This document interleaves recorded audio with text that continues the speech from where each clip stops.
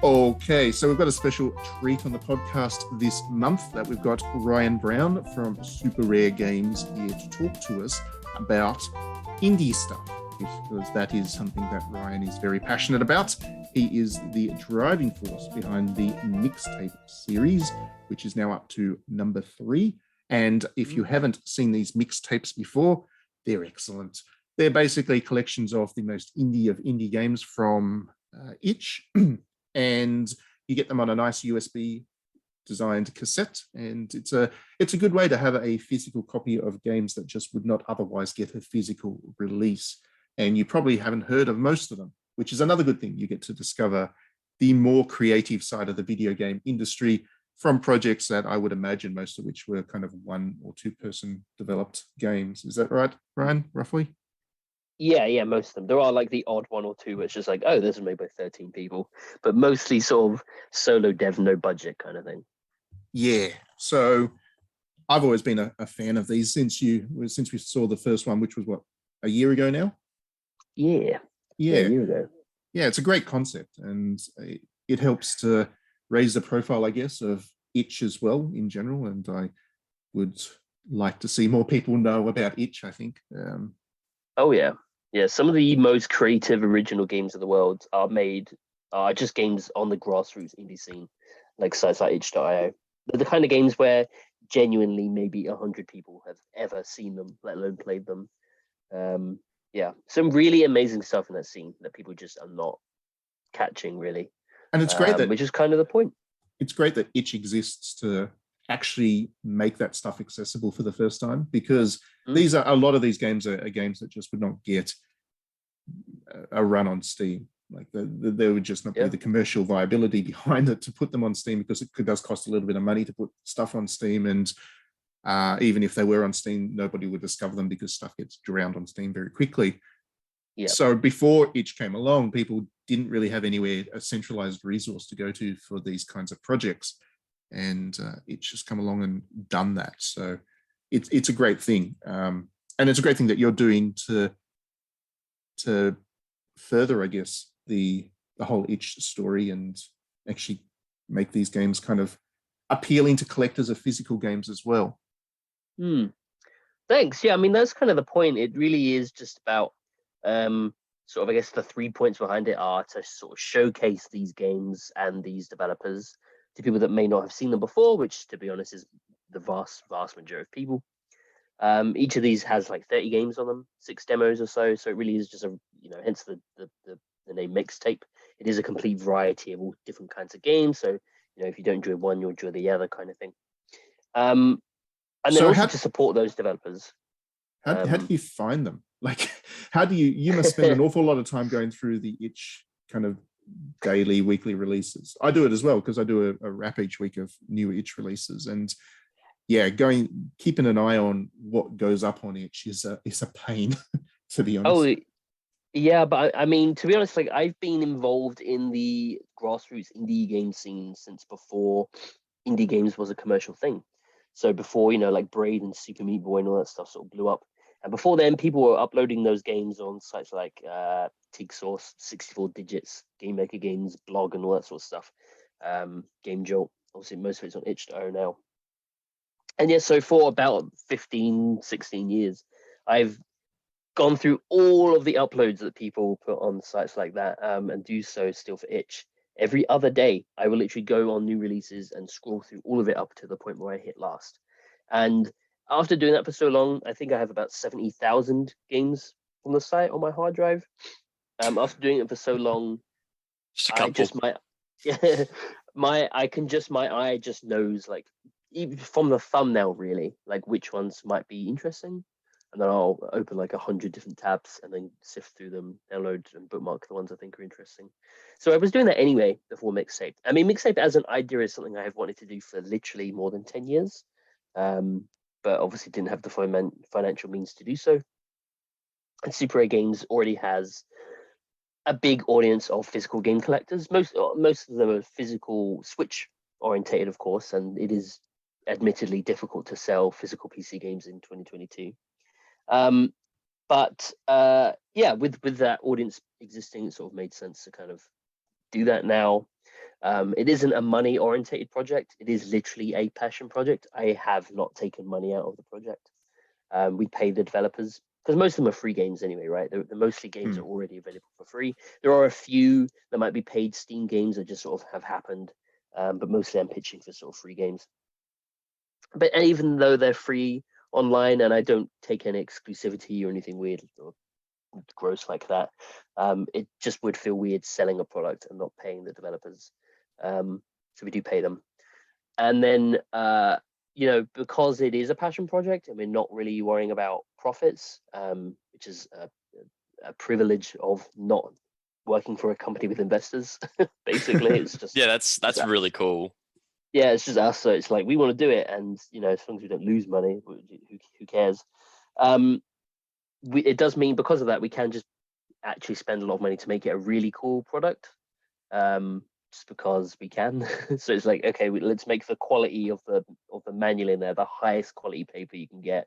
Let's have the really cool box. Let's not just put it on like a tacky USB with a logo on it. Like, let's get this tape cassette shaped thing and pay to have all different colors made for it. And we pay to have a custom games launcher on there. So it's not just a folder of lots of games, because that would feel kind of like, what's the point? You can sort of download them. It has a custom launcher. So it's, like opening Steam up, it has its own games launcher on there. Lots of nice visuals and sound effects and stuff. And then so when I talk about video game preservation of indie games, for me, it's not just the game itself, it's the story behind those games. And obviously for these really small developers, that is completely lost. That gets utterly lost to time completely. And so what I do is, for the games on the mixtape, I ask the developers, give me everything you have, basically, like any awful dumb doodles you did in a lined sketchbook, scan them, send them to me. Concept art, early beta screenshots, send me everything. And then I preserve that in like a gallery for each of the game on the launcher. And then I also try and get them to do developer audio commentaries. So just where they talk for a few minutes about the game, why they made it, the history of it, and that sort of stuff. And yeah, I'm this is my baby, so I'm obviously like super proud of this thing, and being able to sort of preserve these games and the stories behind them is something that I think is really awesome. It's a story I brought up before, but like 6-7 years ago, an indie developer friend of mine was doing a talk and couldn't include one of the games that they wanted to talk about because they didn't have it anymore. And I was like, I have it. I can send it to you. And had to send a developer their own game, which is stupid. And I was just like, oh wow, like this scene, like there's so many games in this scene that aren't appreciated and certainly aren't preserved. And like a lot of the games on these mixtapes are newer ones from itch.io, but I also try and include some that aren't, some that maybe have literally already been lost to time.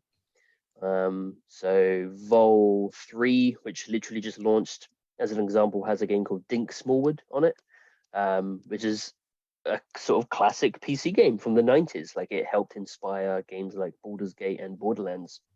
So it is a historically important game that has been, it's still available online, that one, but the story behind it has kind of been lost, and it hasn't had a physical release, the new version.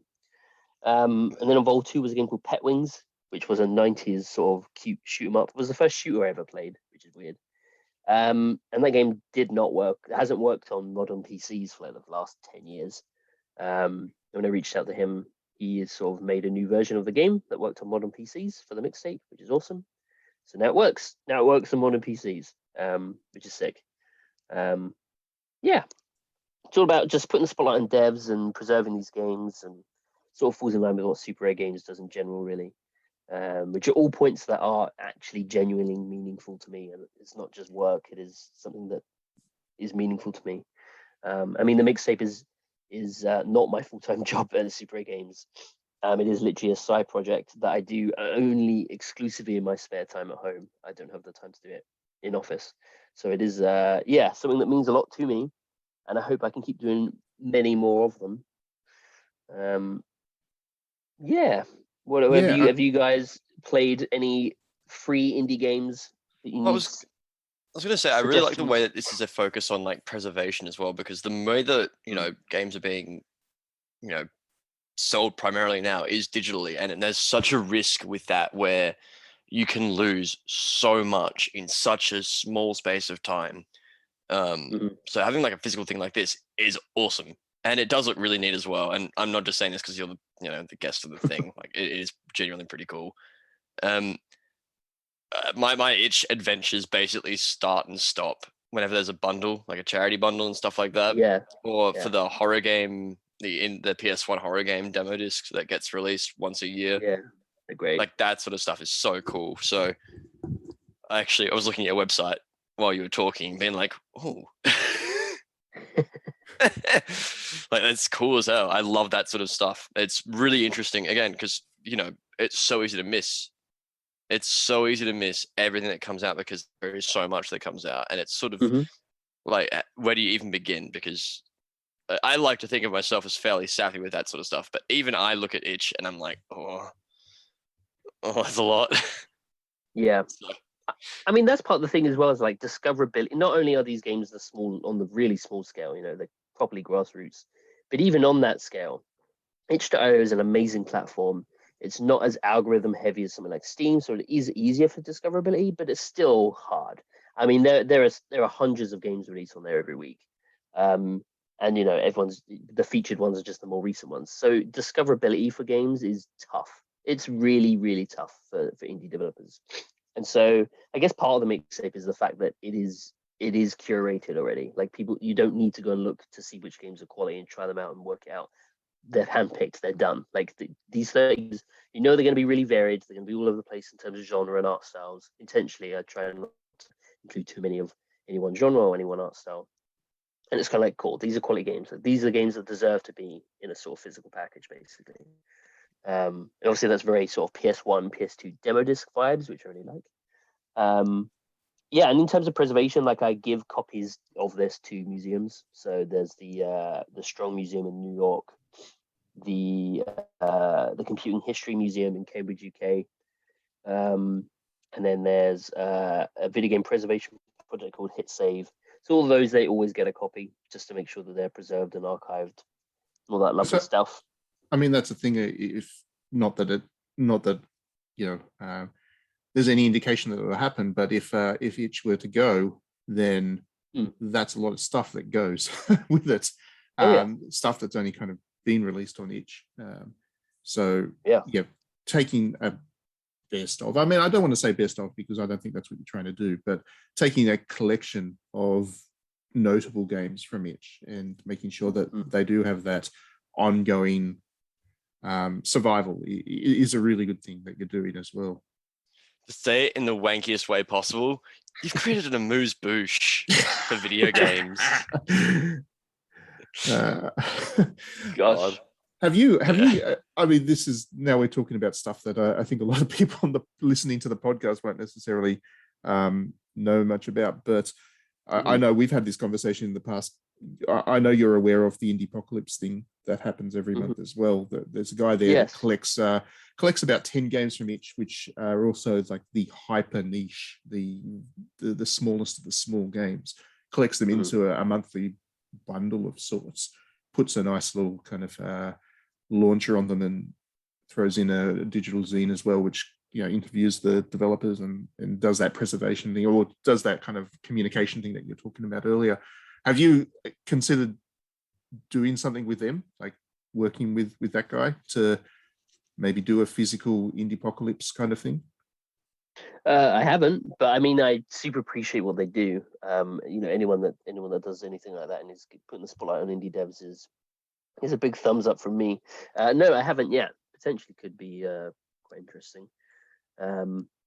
Yeah, for me, it's just like in regards to Mixtape, I literally have a spreadsheet and it's hundreds and hundreds and hundreds of the games I still want to preserve on these things. So I mean, I will run out of time. I'll be an old man and be like, there's still like thousands of games I wanted to preserve and didn't. But the hope is I will get to, I don't know, volume 71 and then maybe call it a day or something. You mentioned that I know you've mentioned in the past that you might consider doing themed ones down the track as well. Mm-hmm. Any particular genres you think would work best for that? I mean, just from what I know about Itch, or from my own experience with Itch, there would be a good argument to say that indie visual novels would be something worth collecting together. Mm-hmm.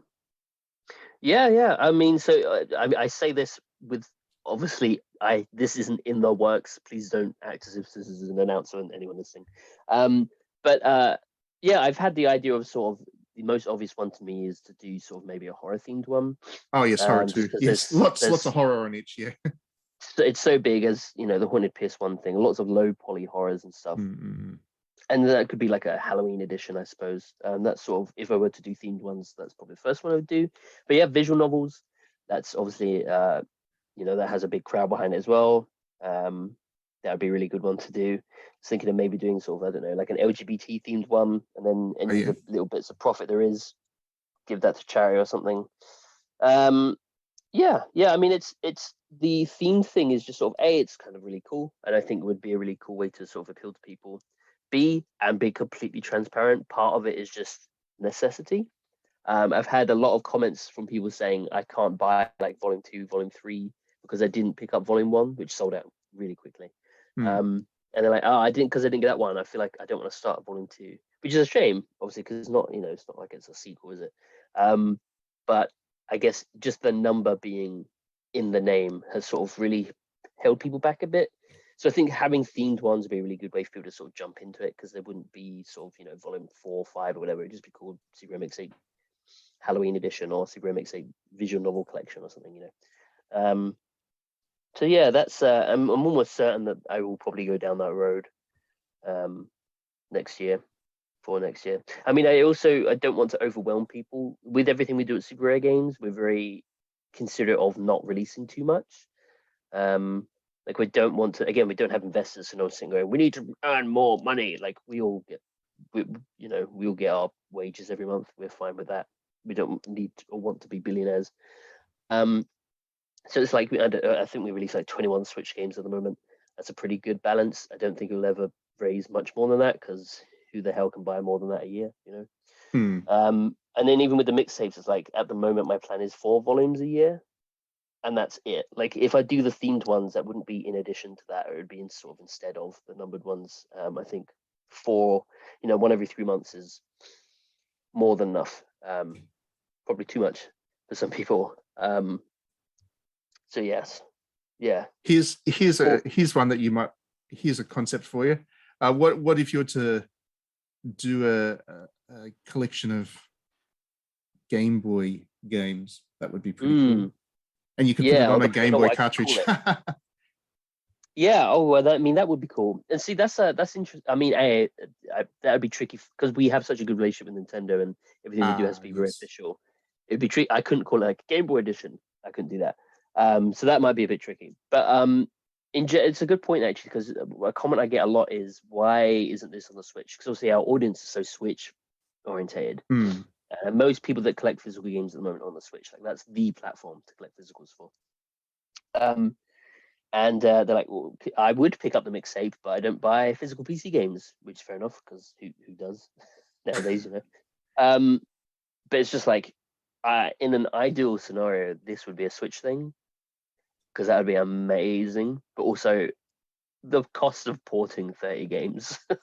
Well, especially when I would imagine a lot of those games, the developers actually haven't thought about console releases themselves. So there'd be a lot of work from them from their side of things to actually. Exactly. I mean, many of them wouldn't know how to port to Switch, and we have people that can do that.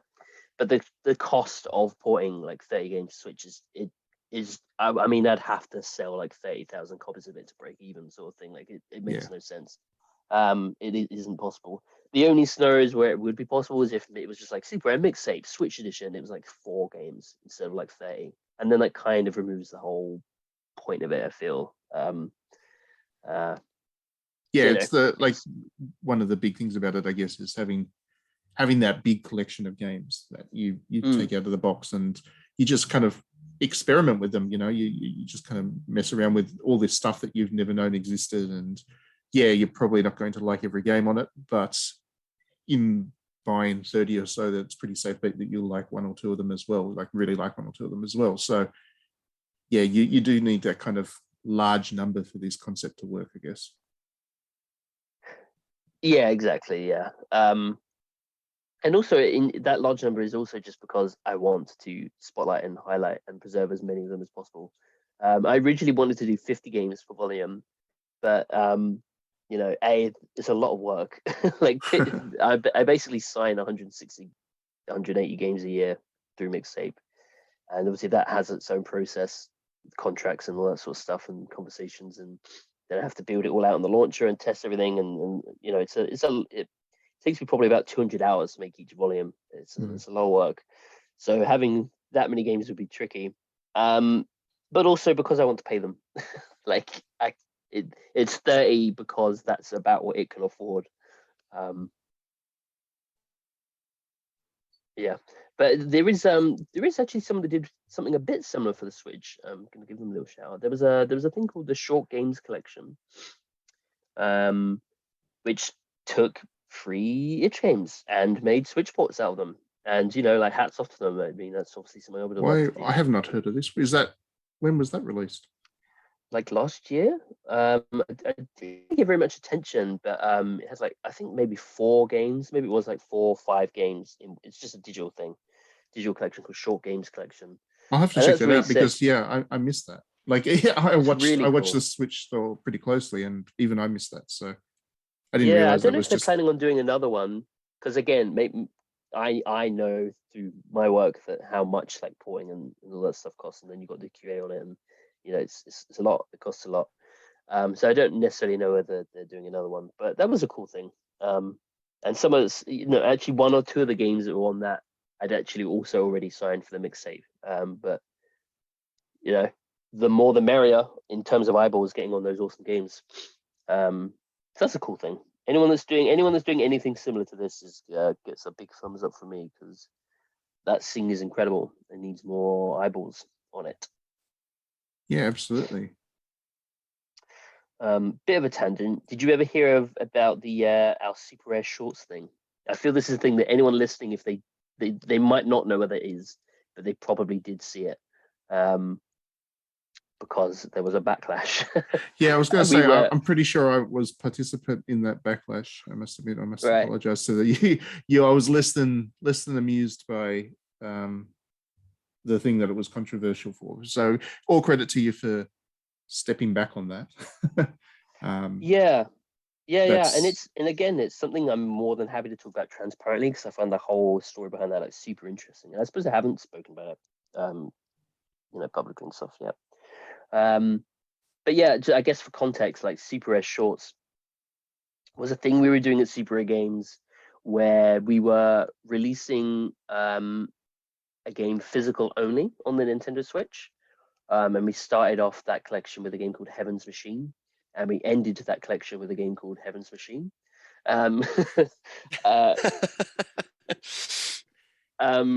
But yeah, the which is a really cool game. It's a really cool game. But the idea behind Shorts for us was, there's loads of these. Again, sort of following sort of what we were speaking about with Mixtape and the itch formula. Is there's so many games on the indie scene that just do not get attention, and also funding. Because when we're talking about even indie publishers, not even like your Activisions, but your indie game publishers, they're still looking for much higher scope than you would think for indie games. Like if there's an indie game that's, they need like, I don't know, 10, 20, 30, 40K to finish their game and release it. That's generally considered too small scope for a lot of publishers, because they need, it's not just about how much money they're giving them, but also about, well, we're putting all these resources into this and we're only saying that it's going to sell a few thousand copies. What's the point, And that's a shame, because that means there's so many great ideas out there that just don't ever happen. And so our idea behind Super Rare Shorts was we can give, these I mean 30, 40, 50K isn't small, but in terms of game development it is. We can give that amount to indie developers, have them create these sort of much smaller scope ideas, which is what we meant by shorts, not that it's short in playtime, but just it's short, it's like small scope ideas. And then have them do that and then know that it will sell through this physical version. I guess what we didn't think perhaps initially was, which is really silly because obviously I am legitimately about pro preservation. So is the company. That's not a gimmick. That is something we legitimately care about. But obviously, it not releasing digitally on the Switch, which is a very new and novel idea. Like every game comes out in the eShop, right? This was physical only; it wouldn't be on the eShop. What we hadn't considered, of course, and immediately as everyone mentioned it, it was like, of course, like we should have thought of this. Was well, that's not very pro preservation. If you're saying you're going to make 3,000 to 5,000 copies of a physical game and it's not available to anyone else who didn't pick it up, and it's like, yes, good point.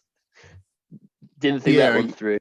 Yeah, I guess that's the thing. Like, obviously there are people out there that do like their collectibles and like having a big library full of physical copies of games and stuff. But yeah, trying to push people into that was, I think, the thing that soured at least the people I was talking to and myself.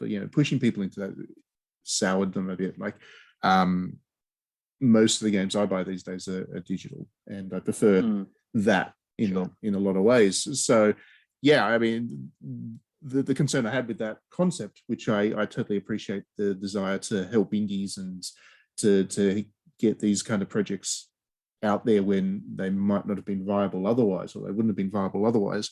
That was great. But for people like me, the game was simply not going to be accessible. Even if I was quick enough I was in a place where I could have bought the physical copy. That's not the way I like to consume a lot of games that I play. So that was that for me, that was kind of the underlying thing that caused my opinion piece when I wrote it. And to be fair, that was the opinion of like most people. Like that most people, we were the Twitter bad guy for the day. It was really. You definitely were the character of the day. But it was a shame because I guess in a weird way we were so focused on why that was good for developers, because that's an amazing opportunity for the indie developers, an incredible opportunity for them. And it was money up front. It wasn't revenue share. It was just here's this money. We know we will sell the copies. Here's the cash. That's an opportunity that just doesn't exist for indie developers. And we were really passionate about the fact that it's not that we're taking a game that already existed and locking it behind a physical version and now it's not accessible to anyone. The game would literally not exist without us doing it in that format. That was the point of it. It was that these are not games that we're now taking and hiding behind some weird exclusivity. The games that you would never have seen because they weren't going to be funded. It wasn't going to happen. So every reason for us doing Super Air Shorts came from a good place, genuinely a really good place. It was something we were super passionate about, and much like everything else, it wasn't something we cared that much about in terms of money. Like we get, our wages are paid for by the normal physical releases at other company. Everything else is just we're doing it because we're passionate about it. And so, yeah, but the backlash made sense. We literally the same day we went, oh yeah, how do we fix this? It wasn't about, there was at no point did we go, let's defend this and knuckle down and go, no, it's physical only, you were wrong. That didn't happen. Immediately we were like, oh yeah, gosh, we didn't think about the fact that, after we sell the physical copies, it will be lost to time because it won't be available in the digital format. And so we immediately combated that. It's like, right, we opened the pre-order window for a bit longer than I think we initially had.